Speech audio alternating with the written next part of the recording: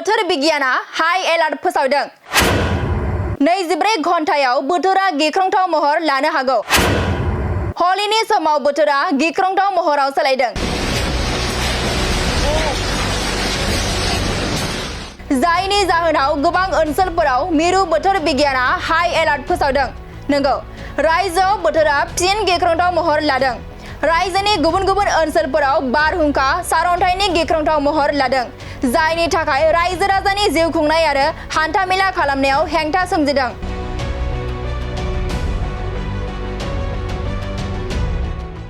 बेनिखायनो मिरु बोथोर बिगियाना फैगौ 24 घन्टानि थाखाय गासैखौबो सांग्रां थानो खावलायदों आरो मिरु बोथोर बिगियाना रायजोआव 6 मार्चसिम एलार्ट फोसावदों। मिरु बोथोर बिगियाना जिल्लाफोराव एलार्ट फोसावनाय बायदिब्ला गवालपारा, कक्राझार, चिरां, बरपेटा, बाक्सा, नलबारि, कामरुप आरो उदालगुरिजों लोगोसे गोबां ओनसोलफोराव मिरु बोथोर बिगियाना एलार्ट फोसावदों। मिरु बोथोर बिगियाना हाई एलार्ट फोसावदों। 24 घन्टायाव बोथोरा गिख्रंथाव महर लानो हागौ।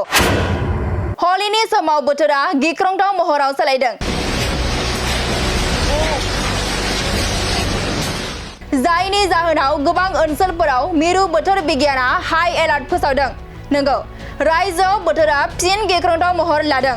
रायजोनि गुबुन गुबुन ओनसोलफोराव बारहुंखा सारअन्थाइनि गिख्रंथाव महर लादों, जायनि थाखाय रायजो राजानि जिउ खुंनाय आरो हान्थामेला खालामनायाव हेंथा सोमजिदों।